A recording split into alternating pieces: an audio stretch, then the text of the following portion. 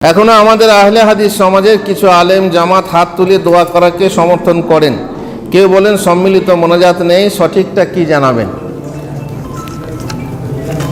দুঃখের বিষয় যে আহলে হাদিস অনেক আলেমই এখনো পর্যন্ত ফরজ নামাজের পর জামাতি মোনাজাত ভুলতে পারছেন না।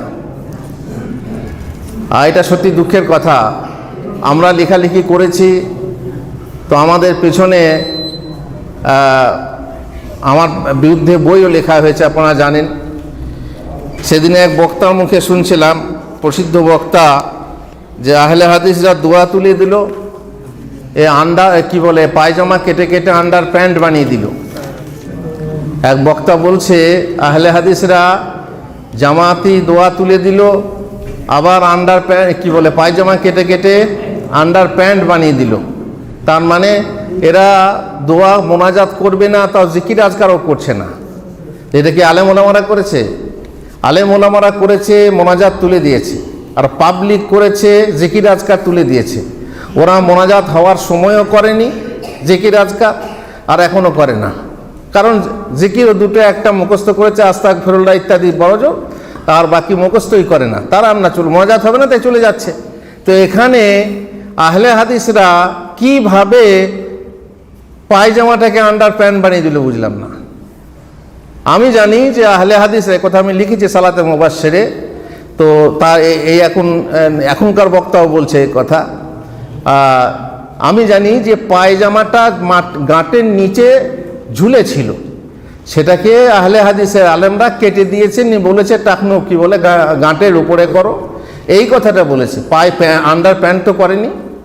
আন্ডার প্যান্ট যদি করে থাকে তো পাবলিক করেছে। জিকির আজকার যদি না পড়ে পাবলিক করেছে। আলেম ওলামা তো বলেনি যে জিকির আজকার করা যাবে না।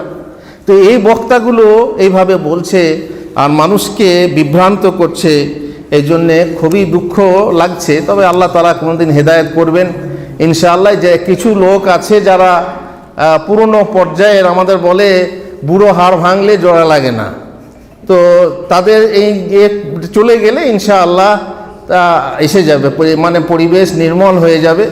আমরা এক সময়ে জোরে জোরে রাব্বানা লাকাল হামদ পড়েছি, মৌলানা আছেন, এনারা যখন যুবক ছিলেন তখন আমরা জোরে জোরে রাব্বানা লাকাল হামদ হামদান কাসীরান তাইয়্যিবাম মুবারাকান ফি বলেছি না?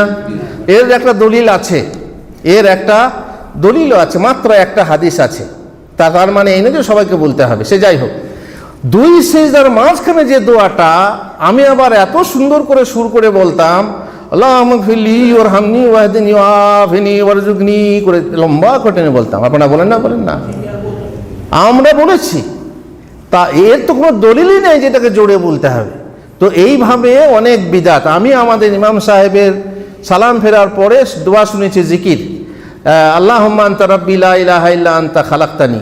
এটা কি সালাম ফেরার পরে বা ফরজ নামাজের পরের দোয়া? কোন সময় পড়তে হয় এটা?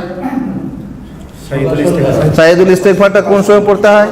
সকাল সন্ধ্যায় জিকিরটাকে প্রত্যেক নামাজের পরে জোরে সোরে পড়ছে, আর পাবলিক সব মুখস্থ করে বসে আছে। আমাদের হাজী সাহেব আছেন, উনি জানেন যে কোন ইমামের কথা বলছি, এবং প্রত্যেক নামাজের পর এটা বেশ সুর করে বলতেন, আল্লাহুম্মা আনতা রাব্বি লা ইলাহা ইল্লা আনতা খালাকতানি ওয়া আনা আলা আহদিকা ওয়া ওয়া'দিকা।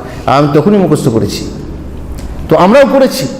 কিন্তু যখন আমরা আহলে হাদিস হলাম, তখন আহলে হাদিস ছিলাম, কিন্তু আহলে হাদিস মানে কি? সহিহ হাদিস হলাম।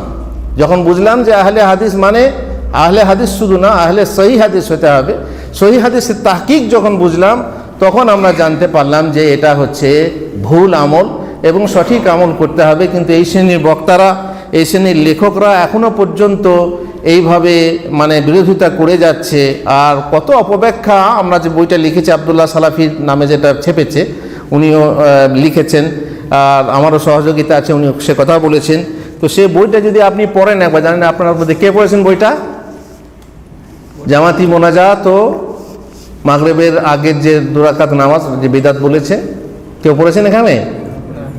হ্যাঁ, হাজি আব্দুল্লাহ সালাফির লেখা, এবং আমার সহযোগিতা আছে। তো সেই বইটা একবার পড়ে দেখবেন, তাহলে বুঝতে পারবেন। ومن أحسن قولا ممن دعا إلى الله وعمل وعمل صالحا وقال إنني من المسلمين